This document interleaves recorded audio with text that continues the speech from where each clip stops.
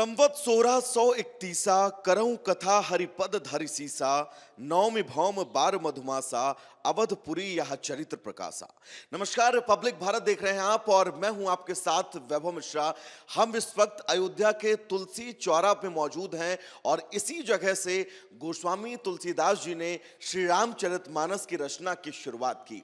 श्री रामचरितमानस की रचना की शुरुआत के बाद श्री रामचरितमानस को हर एक सनातनी ने अपने हर एक अंगों में बसाया, उसको जिया, उसके स्वरूप को हर मुमकिन कोशिश की जीने की। लेकिन पिछले कुछ दिनों से श्री रामचरितमानस को लेकर जो विवाद छिड़ा हुआ है, इस विवाद में तमाम लोगों का यह कहना है कि श्री रामचरितमानस की कुछ चौपाइयां ऐसी हैं जिन चौपाइयों से उन्हें परेशानी है। हमारे साथ अयोध्या के ही तमाम साधु महात्मा जो हैं वो यहां पर मौजूद हैं, जिनसे हम आज विस्तार से बात करेंगे और ये जानेंगे कि श्री रामचरितमानस की जिन चौपाइयों को लेकर लगातार विरोध दर्ज करवाया जा रहा है, जिन चौपाइयों को लेकर श्री रामचरितमानस को कटघरे में खड़ा कर दिया जाता है, उन चौपाइयों का आखिर शाब्दिक अर्थ क्या है, उन चौपाइयों का आखिर मतलब क्या है। मैं आपसे ही महाराज जी शुरुआत करना चाहूंगा। जिन चौपाइयों को हर एक सनातनी अपने अंगों में बसाता है, वो चाहता है कि वो श्री रामचरितमानस को जिए। उन चौपाइयों को लेकर अब लगातार सवाल उठाए जा रहे हैं। देखिए, जिन भी चौपाइयों को लेकर के जो सवाल उठाए जा रहे हैं वो निराधार हैं। तुलसीदास जी ने, गोस्वामी जी ने जो भी चौपाइयाँ लिखी हैं वो हिंदू जनमानस को बांधने के लिए लिखी हैं, राम के चरित्र को जन जन तक पहुँचाने के लिए लिखी हैं। आज अपने राजनीतिक उद्देश्य की पूर्ति के लिए जो समाज को बांटने का काम स्वामी प्रसाद मौर्य जैसे लोग कर रहे हैं, इसकी जितनी भी निंदा की जाए उतना कम है। और हम साधु संत जितने भी अयोध्या के हैं और पूरे भारत, पूरे विश्व के हैं, जिनके अंदर राम बसे हुए हैं, आज रामचरितमानस का विरोध नहीं हो रहा है, ये भगवान राम का विरोध हो रहा है। भगवान के विरोध में लोग खड़े होने की कोशिश कर रहे हैं, एक अलग धर्म बनाने की कोशिश कर रहे हैं, जिससे भारत की छवि धूमिल हो रही है। और बहुत जल्द हम सभी साधु संत इसके लिए आंदोलन करने के लिए मजबूर होंगे और बहुत जल्द लखनऊ कूच करेंगे। महाराज जी, आपसे मैं जानना चाहूंगा, श्री रामचरितमानस के तमाम चौपाइयों को लेकर सवाल खड़े करना और उन सवालों पर अडिग रहना, अभी तक ये कहना कि उन चौपाइयों से उन्हें दिक्कत हो और इन चौपाइयों को श्री रामचरितमानस से हटाया जाए, उन्हें पूरी श्री रामचरितमानस से दिक्कत नहीं है, लगातार इस तरह से सनातनियों की उन तमाम स्थितियों पर कुठाराघात करना कहाँ तक सही लगता है आपको? ये निहायत ही गलत है। और इससे जो भी व्यक्ति क्या, स्वामी प्रसाद मौर्य, ये स्वामी प्रसाद मौर्य के अनुभवहीनता का परिचायक है, ये स्वामी प्रसाद मौर्य के अज्ञानता का परिचायक है। खैर, हम लोग तो विषय, माहौल, वातावरण ऐसा बन गया, बोलना पड़ रहा है। बाकी उस नीच व्यक्ति के बयान पर तो तवज्जो ही नहीं देना चाहिए, गंभीरता से नहीं लेना चाहिए। वह व्यक्ति बिल्कुल अनुभवहीनता का, अज्ञानता का, मूर्खतापूर्ण। ये रामचरितमानस की चौपाई कोई पंक्ति नहीं है, एक गांव की भाषा में कहा जाते वेद मंत्र है, हिंदी साहित्य का वेद मंत्र है, जो अनपढ़ गवार सभी इसको गुनगुना सकते हैं। गिरा ग्राम में गांव की भाषा में गोस्वामी तुलसीदास जी महाराज ने लिखा। गांव की भाषा का प्रयोग इसलिए किया कि रामचरितमानस वो गंवार भी समझ सके, जिस गंवार को लेकर के, जिस गंवार शब्द को लेकर के स्वामी प्रसाद जैसे गंवार व्यक्ति ने जो टीका टिप्पणी शुरू किया है। रामचरितमानस की चौपाई महामंत्र है। रामचरितमानस की चौपाई कोई कागज के पन्ने पर लिखी हुई कोई लाइन नहीं है, ये भगवान राम का अंग प्रत्यंग है। हमारे भगवान श्री राम, भगवान श्री कृष्ण जब इस धराधाम से महाप्रयाण करने लगे, प्रस्थान करने लगे, इस भूलोक से अपने साकेत धाम जाने लगे, तो भगवान श्री राम ने अपने आप को रामायण में समाहित किया और भगवान कृष्ण ने अपने आप को श्रीमद् भागवत महापुराण में। आज के परिप्रेक्ष्य में हम सारे लोग रामचरितमानस और श्रीमद् भागवत महापुराण को भगवान राम और भगवान कृष्ण का वांग में प्रतिबिंब मानकर हमको ऐसा लगता है आज भी अगर रामायण विद्यमान है, भागवत विद्यमान है, तो हमारे सामने साक्षात भगवान श्री राम और श्री कृष्ण विद्यमान हैं। हम उनके चरणों में, एक कल्प तरु है। इस स्वामी प्रसाद जैसे इन मूर्खों को, अज्ञानियों को अगर नियत साफ करके वो आता तो उसको नीति मिलती। यहाँ से महाराज जी लखनऊ के, और एक बात बताऊं, इसी रामचरितमानस में गोस्वामी तुलसीदास जी महाराज ने स्वामी प्रसाद मौर्य के लिए जो नामकरण किया, वो ढोल गवार शूद्र पस नारी की क्या बात कर रहा है, उसके लिए जो गोस्वामी जी ने प्रयोग किया है वो है काल केतु। काल केतु। हमारे यहां दो शब्द हैं, सत्य केतु, काल केतु। सत्य का मतलब सत्य, केतु की मतलब ध्वजा, झंडा। जो सत्य की झंडा लेकर के चलने वाला हो, जो सत्य की ध्वज लेकर के चलने वाला हो, जो सत्य का ध्वजवाहक हो, उसे सत्य केतु कहा जाता है। और काल मतलब समय और केतु मतलब झंडा। ये राजनीति का ऐसा मौसम वैज्ञानिक है, एक काल केतु है। काल केतु का मतलब दल बदलू नेता। ये मौसम भांप करके काल केतु को हमारे यहां राक्षस की उपमा दी गई है। महाराजा प्रताप भानु के विषय में चरित्र आता है, उसमें काल केतु जो सुअर का बेस बना करके आता है, ये सुअर वाला काम कर रहा है। ये स्वामी प्रसाद मौर्य मानव के रूप में अगर देखा जाए तो काल केतु राक्षस है, बाकी सुअर वाला काम, गंदगी फैला रहा हिंदू समाज में, सनातन धर्म में, समाज को बांटने का काम कर रहा, ये अपराधी हो रहा। और मैं तो आश्चर्य कर रहा हूं, समाजवादी पार्टी के राष्ट्रीय अध्यक्ष अखिलेश यादव के ऊपर कई बार हमारी मुलाकात हुई, इस संबंध में भी मैं नहीं मिला। अब मैं मिलूंगा और उनसे मैं संवाद करूंगा। इसी अयोध्या में मैंने सम्मान किया था अखिलेश यादव का। और अखिलेश यादव जैसा बौद्धिक व्यक्ति जो समाजवाद की बात कर रहा है, जिस समाजवाद के प्रचारक भगवान राम हुए, जिस समाजवाद की अवधारणा भगवान राम से प्रारंभ हुई, जिस समाजवाद का नारा भगवान राम के अवतार रामानंद भगवान ने दिया, जाति पात पूछे नहीं कोई, हरि को भजे सो हरि का होई, ऐसे राम, रामानंद, संत और रामचरित मानस का अपमान करने वाले इस मूर्ख अज्ञानी, इसको मैं तो एक कहूंगा कि अखिलेश यादव ने इसको महासचिव नहीं बनाया है, स्वामी प्रसाद मौर्य को पद देकर के समाजवादी मुक्त उत्तर प्रदेश बनाने का मानो उन्होंने इसको बीड़ा दे दिया है। अखिलेश यादव का आपने जिक्र किया, अखिलेश यादव ये कहते हुए भी नजर आ रहे हैं कि मैं शूद्र हूं और मुझे मंदिर में प्रवेश नहीं करने दे रहे हैं बीजेपी वाले, और उनके दफ्तर के बाहर भी एक पोस्टर लगाया गया शूद्रों को लेकर। मैं इस बात को नहीं मानता, ये राजनीतिक बात हो सकती है, वो अपना करें। कैसे मैं मान लूं?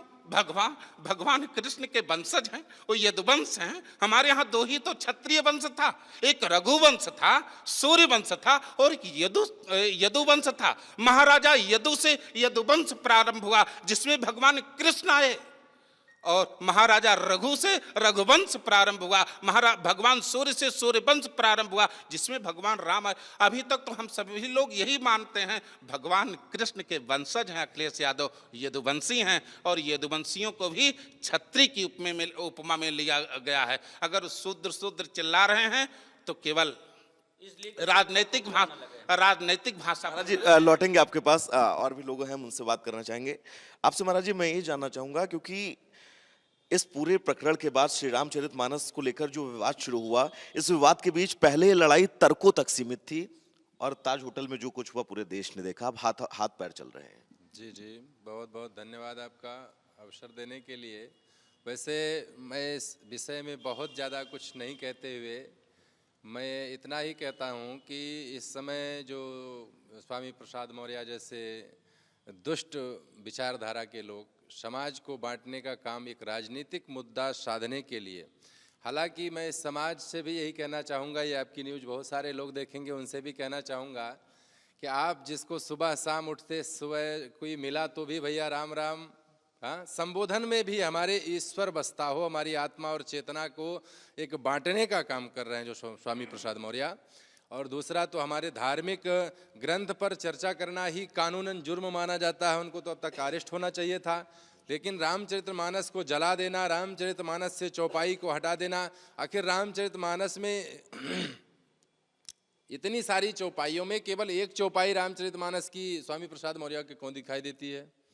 रामचरितमानस की कोई भी चौपाई, रामचरितमानस की किसी भी चौपाई पर अंगुल्या निर्देश करने का अधिकार नहीं है।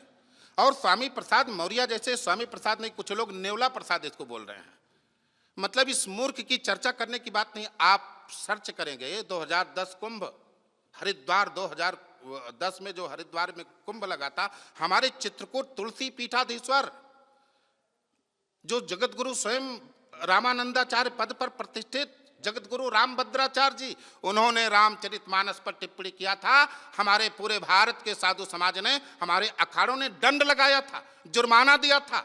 जगतगुरु के पद पर होते हुए रामचरितमानस पर बचकाना टिप्पणी देने के कारण स्वामी रामभद्राचार्य जी को साष्टांग दंडवत करना पड़ा, माफीनामा लिखना पड़ा और जुर्माना देना पड़ा। मैं आश्चर्यचकित हूं, इतना बड़ा अपराध करने के बाद हमारा संत समाज, हमारे अखाड़े, हमारे द्वारे, हमारे वैष्णव कुलभूषण ये मौन कैसे हैं? ये कैसे घूम रहा स्वामी प्रसाद मौर्य, कैसे कार्यक्रम कर रहा, कैसे धरती पर चल पा रहा है? रामचरितमानस, रामचरितमानस का नहीं, ये राम का अपमान कर रहा है, क्योंकि रामचरितमानस में लिखा गया है यही महा आदि मध्य अवसाना और प्रभु प्रतिपाद्य राम भगवाना। रामचरितमानस के प्रत्येक शब्दों में, प्रत्येक अक्षरों में गोस्वामी तुलसीदास जी महाराज ने इसे रामवत बनाया है। इसमें भगवान राम, कोई ऐसी चौपाई रामचरितमानस में नहीं मिलेगी जिस लाइन में रकार न मिलता हो, जिस लाइन में सकार न मिलता हो। केवल एक चौपाई है रामचरितमानस में जिसमें रकार और सकार नहीं था, उसको गोस्वामी तुलसीदास जी महाराज ने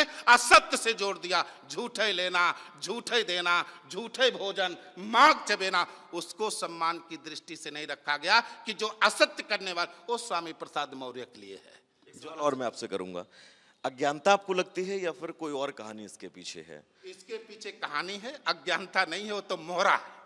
इस पर लोगों ने बड़ी राजनीति खेली है। मूड कंट्रोल किसके हाथ में है? मंडल को जगाने की कोशिश की है और इनको, विपक्षियों को लग गया है। इस समय भारतीय जनता पार्टी हिंदुत्व के नाम पर शासन कर रही है। हिंदुत्व के नाम पर वो बार बार सरकार में चुनी जा रही है, प्रदेशों में, केंद्र में, हिंदुत्व के नाम पर। इनको ऐसा लगा कि अब कोई भी मुद्दा काम आने वाला नहीं है, कोई भी मुद्दा काम आने वाला नहीं, कोई भी परिचर्चा काम नहीं आएगी। अब हिंदुत्व को छोड़ो। और एक बहुत बड़ा वर्ग है, एक बहुत बड़ा वर्ग है जो हिंदुत्व के कारण बीजेपी के साथ जुड़ा हुआ है। जब जात पात की बात आएगी, ऊंच नीच की बात आएगी, उनका मन आहत होगा, उनका स्वाभिमान। लेकिन उस मूर्ख को ये नहीं समझ में आया कि सदियों सदियों से, दिवसे दिवसे, नवम नवम, दिवसे दिवसे, सप्तम सप्तम, करोड़ों करोड़ों धर्माचार्य अपना जीवन लगा करके रामचरितमानस की चौपाई गा गा करके दुनिया को समझा रहे हैं।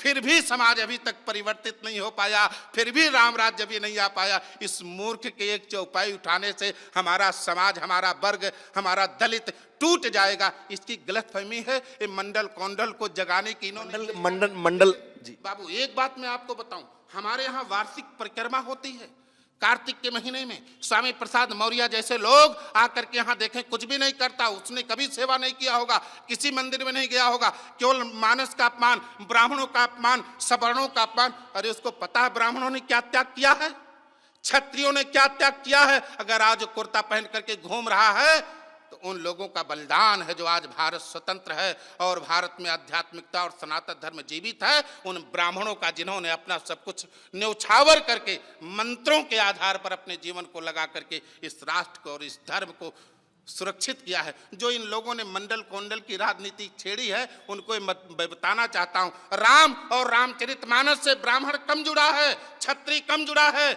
सवर्ण कम जुड़ा है। और यहाँ परिक्रमा करने वालों में 85% बैकवर्ड आते हैं, 85% दलित आते हैं, हमारे आश्रमों में रहते हैं। वो उनके रहने की व्यवस्था, उनके भोजन की व्यवस्था ये संत महात्मा करते हैं। वो संत महात्मा की बात मानेंगे, रामचरितमानस की बात मानेंगे, वो सनातन धर्म के पद चिन्हों पर चलेंगे, ना तो इनका राजनीतिक लाभ होगा। और ये तो बैठे बैठाए जिन लोगों ने इसमें राजनीति की है, दूरगामी दूरदृष्टि जिन्होंने देखा है, 27 की तलाश कर रहे हैं, 29 की तलाश कर रहे हैं। मैं इनको बताना चाहता हूं, तुमने बैठे बैठे भारतीय जनता पार्टी को मुद्दा दे दिया है। भारतीय जनता पार्टी को बैठे बैठे मुद्दा दे दिया। महाराज जी, मंडल कमंडल का जिक्र हुआ, अखिलेश यादव अभी तक चुप हैं। अखिलेश यादव चुप होने के साथ साथ समाजवादी पार्टी के ट्विटर हैंडल से 2 समाजवादी की महिला प्रवक्ताओं को निष्कासित कर दिया जाता है। और उन्होंने जब मीडिया से बात की तो उनका यह कहना था कि उन्होंने स्वामी प्रसाद मौर्य का विरोध पहले ही दिन से किया, जिसके चलते उनको सजा मिली। देखिए, पहली बात तो ये है कि प्रथम समाजवादी पार्टी का जो एजेंडा रहा है 90 के दशक से ही जब आप देखेंगे तो इन्होंने हमेशा सनातन संस्कृति के विरोध में ही कार्य किया है। सनातन धर्म तथा भारतीय सभ्यता और राष्ट्रीयता को किस प्रकार से धूमिल कर दिया जाए उस पर ही इन्होंने काम किया है। 90 के दशक में यहाँ हजारों राम भक्तों को, साधु संतों को, जो हमारे अग्रणी थे, मार्गदर्शक थे, अगुवा थे, उनको भून डाला था।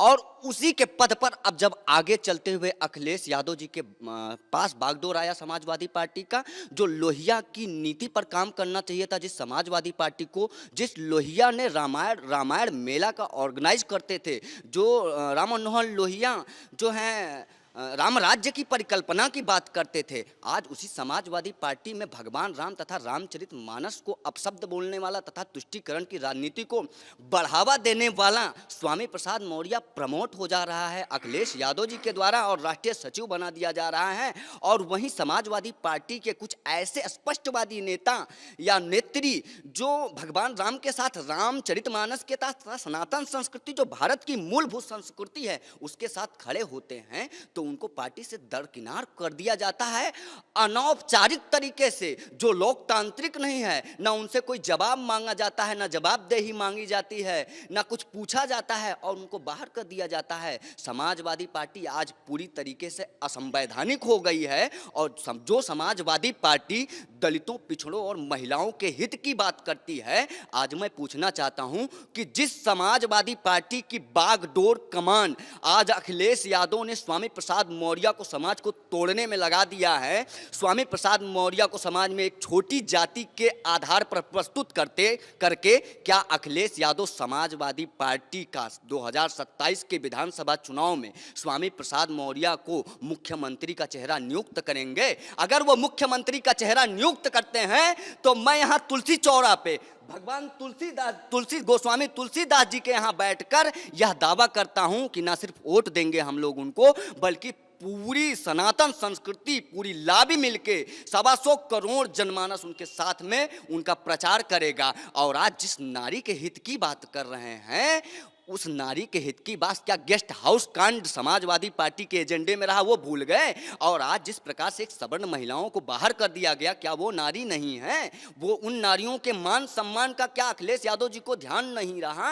और किस राजनीति की बात कर रहे हैं, इतनी ओछी राजनीति। और जिस प्रकार से स्वामी प्रसाद मौर्य बोल रहे हैं, ये वही हैं बातुल भूत विबस मतवारे ते नहीं बोले ही बचन बिचारे। ये मदांध में इतने अंधे हो गए हैं कि अपने ही आराध्य राष्ट्र पुरुष, जो इस राष्ट्र की पराकाष्ठा है, परिकल्पना है, जो विश्व वसुधैव कुटुंबकम की धारणा सनातन संस्कृति को सिखाती है, और जो भगवान राम और तथा उनके उदार चरित्र से, रामचरितमानस से संपूर्ण मानव जाति को जीवन जीने का रास्ता मिलता है, उसी राम महाराज जी, पहले एक चौपाई पर विरोध था, फिर दूसरी चौपाई का जिक्र किया गया, अब एक और चौपाई जिसका जिक्र किया गया, तो ऐसे तो पूरी श्री रामचरितमानस को ही कटघरे में लाकर खड़ा कर दे रहे हैं और अखिलेश यादव की चुप्पी पर बहुत सवाल उठ रहे हैं।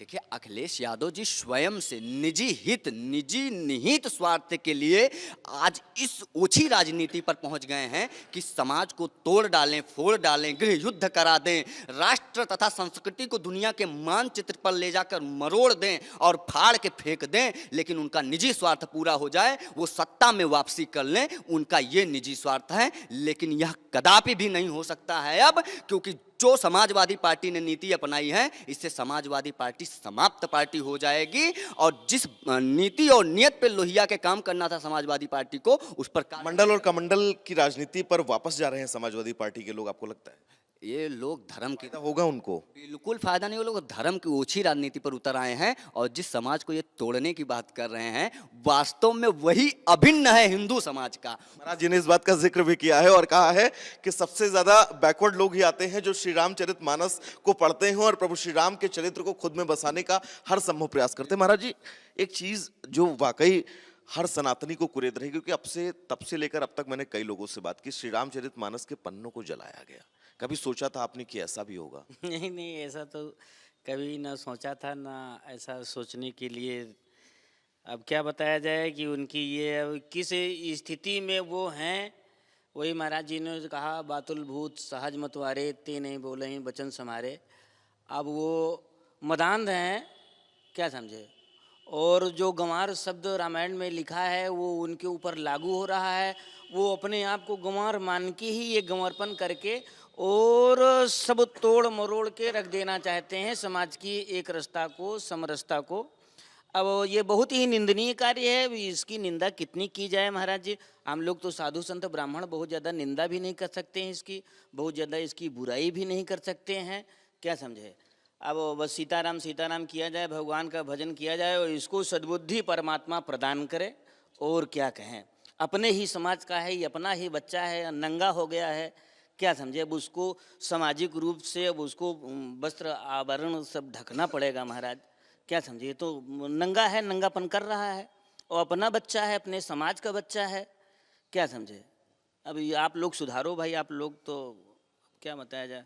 इसीलिए हम आपके पास आए थे कि इस तरह से उन तमाम भावनाओं पर टिप्पणी कर देना, उन तमाम स्थितियों पर टिप्पणी कर देना जिन स्थितियों से सीधा हमारे और हर एक सनातनी के एहसास पर चोट लगती है। हाँ महाराज, अब क्या बताया, पीड़ा तो है, और ये पीड़ा व्यक्त नहीं की जा सकती, और इसी पीड़ा को देने के लिए ही उसने ऐसा कर्म किया है महाराज, क्या समझे। कुछ ऐसे होते नहीं कि अपने बच्चे होते हैं वो अपने को ही दुख देते हैं, दुख देने के लिए ही पैदा हो। जग निशाचर ध्यामहि, देखत जग निशाचर ध्यामहि, और करहि उपद्रव मुनि दुख पावहि। जैसे राक्षसों के उपद्रव से ऋषि मुनियों को त्रेता युग में दुख हो रहा था, वही पीड़ा आज स्वामी प्रसाद मौर्य ने देश के संतों के साथ किया है। जी, आप कुछ कहना चाह रहे थे। देखिए, जिस प्रकार से ये ओछी राजनीति पर उतरे हुए हैं, आज ये एक जो दलित समाज को बताते हैं, दलित समाज की सबसे बड़ी नेता जो 4 बार प्रदेश की मुख्यमंत्री रही हैं, और आज भी उनके पास बहुत ज़्यादा जनादेश है। मैं समाजवादी पार्टी से पूछना चाहता हूं, अखिलेश यादव से, कि समाजवादी के इतिहास में क्या किसी दलित को मुख्यमंत्री पद पर बिठाया है, या किसी बड़े पद पर पदासीन किया है, या विधानसभा में विपक्ष के रूप में नेता के रूप में स्थापित किया है। क्या आप दलितों के किसी नेता को 2027 के चुनाव में बनाएंगे? यदि बनाते हैं तो संपूर्ण अयोध्या तथा सनातनी समाज आपके साथ है। और किस प्रकार से आप दलितों को रामचरितमानस से तोड़कर, दलितों को रामचरितमानस से हटाकर, जो छोटी जाति के लोग उनको रामचरितमानस से तोड़कर आप अपनी निजी निहित स्वार्थ साधना चाहते हैं, क्या आप बहन कुमारी मायावती के वोट को काट पाएंगे? क्या आज आप दलितों के सबसे बड़े ब्रांड एम्बेसडर बनना चाहते हैं, या जो भाजपा जनादेश से चुन के आई है उनको वोट नहीं दिया है दलितों ने? आप रामचरितमानस के इस निचली स्तर पे आ जाएंगे कि आप समाज को ही जो है अंधकार में डालने का काम करेंगे? महाराज जी, थोड़ा सा समय का अभाव है। अब श्री रामचरितमानस की कोई एक सबसे खूबसूरत चौपाई के साथ अपने इस शो की मैं समाप्ति करना चाहूंगा। जी, मैं आता हूं आपके पास, क्योंकि श्री रामचरितमानस को लेकर हमेशा से हर एक सनातनी श्री रामचरितमानस को खुद में बसाता है, राम को रोम रोम में बसाता है और जीता है। जी, एक बात मैं आप कहना चाहूँगा कि सपा से आप क्या उम्मीद करते हैं? जब जड़ ही गंदी हो, जब जड़ ही गंदी हो तो पेड़ अच्छा नहीं निकल सकता। जब मुलायम सिंह ने 90 में यहाँ पर निहत्थे कारसेवकों को जो नरसंहार हुआ था, मेरी उम्र उसमें 12-13 साल के आसपास थी, मैंने उस नरसंहार को जिया है, देखा है, तो मैं सपा से उम्मीद नहीं कर सकता हूँ कि वो हिंदुत्व के लिए कभी काम करेंगे। जो मुलायम सिंह ये कहते हैं कि अगर जरूरत पड़ती तो और कारसेवकों को मरवा सकते थे, ठीक है, मुसलमानों को खुश करने के लिए, तो क्या आप उम्मीद करते हैं कि वो रामायण और रामचरितमानस की इज्जत करेंगे? श्री रामचरितमानस में ही कहा गया है, जाकी रही भावना जैसी प्रभु मूरत देखी तिन तैसी। तो जिसको जैसा है, क्या उसको उसके वैसे ही हाल पर छोड़ दिया जाए? बिल्कुल नहीं छोड़ सकते। नहीं, सत्य साठ्यम समाचरित, सत्य साठ्यम समाचरित हमारे यहाँ भी विनय किया जा रहा, नहीं तो हम भगवान राम न मानत जलद जड़ गए 3 दिन। बोले राम सकोप तब। ये जो चौपाई निकल के आई है महोदय, मैं बताना चाहता हूँ ये तुलसी के शब्द नहीं है, तुलसी की लेखनी मात्र है। शब्द किसके हैं? सागर के, समुद्र के। वैसी ही नीचतापूर्ण उसका कृत्य रहा है जो स्वामी प्रसाद मौर्य का है। समुद्र किस पोजीशन में बोल रहा है? समुद्र उस पोजीशन में बोल रहा है कि उसके सामने ब्रह्मोस मिसाइल लगी है। लक्ष्मण बाण सरासर आनो, सोखो बारिद बिचिक कृतानो, हे लक्ष्मण मेरा अग्नि बाल लाओ, अभी मैं इसका शोषण कर लेता हूं। तब घड़बड़ा करके जैसे सत्ता का ब्रह्मोस, सत्ता की मिसाइल स्वामी प्रसाद के दोगलेपन पर लगी हुई है, अब वो बौखला करके जैसे समुद्र बोल गया, महाराज मैं ही अपराधी नहीं हूं, ढोल गवार शूद्र पसनारी सकल ताड़ना के अधिकारी। वैसे स्वामी प्रसाद मौर्य सत्ता के साथ जो इन्होंने किया होगा, जो दल बदलू किया, जो दोगलापन किया, जो भी गड़बड़ी किया, इनको ऐसा लगा कि मेरे बचने का कोई रास्ता नहीं है, इसलिए मेरे ऊपर आक्रमण हो तो पूरे दलित समाज को, पूरे मतलब बैकवर्ड को सबको लपेट लो, तो सब लोग कम से कम खड़े होंगे। महाराज जी, अब इन विवादों से परे, क्योंकि समय का अभाव है, एक खूबसूरत सी चौपाई का हमने जिक्र किया। रामचरितमानस राष्ट्रीय मंगलम करोति इति रामः, जो किसी एक धर्म के, एक संप्रदाय के, एक उसके नहीं है। रामचरितमानस भगवान राम जो राष्ट्र का मंगल करने वाले वो राम हैं, और उनके लिए चौपाई लिखी गई है। जब वो राजा बने इस धराधाम पर, तो लिखा गया, राम राज बैठे त्रैलोका, और हर्षित भय गए सब शोका, और बैर न कर काहू सन कोई, राम प्रताप विषमता खोई। अब मुख्य लाइन जो सबको धारण करना, सभी देशवासियों को आपके रिपब्लिक चैनल के माध्यम से मैं बताना चाहता हूँ, एक चौपाई केवल ध्यान रखो, सब नर करहि परस्पर प्रीति, और चलहि स्वधर्म। स्व माने निज, जो मेरा धर्म है, जो मेरा धर्म है, जो मेरा अपना कर्तव्य है, मैं अपने धर्म पर चलूं, यही रामचरितमानस का संदेश है। रामचरितमानस शांति का संदेश देता है, और सभी जितने भी लोग रामचरितमानस को मानने वाले हैं, शांति, सीता, समानता, आत्मा। तो श्री रामचरितमानस जो है वो शांति का संदेश देता है। श्री रामचरितमानस जो है वो सबको एक साथ चलने का संदेश देता है, और इसी मूल को श्री रामचरितमानस के हर एक सनातनी को, हर एक भारतवासी को, हर एक विश्व में रहने वाले उस शख्स को जो शांति प्रिय है, उसको अपनाना चाहिए। सतीश एक बार तस्वीरें जरूर दिखाएगा, क्योंकि ये वही स्थान है जहां से गोस्वामी तुलसीदास जी ने श्री रामचरितमानस के लेखन की शुरुआत की, और अवधी भाषा में इस श्री रामचरितमानस को लिखा, जो श्री रामचरितमानस, जैसा कि महाराज जी ने बताया, शांति का प्रतीक है, और हमें यह सिखाती है कि अगर आपका भाई हो तो कैसा हो, अगर आपकी माता के साथ रिश्ता हो तो कैसा हो, पत्नी के साथ रिश्ता हो तो कैसा हो, और तो और श्री रामचरितमानस ये भी बताती है अगर आपके साथ आपके दुश्मन का रिश्ता हो तो वो कैसा हो। वीर सतीश के साथ में वैभव मिश्रा, रिपब्लिक भारत, अयोध्या।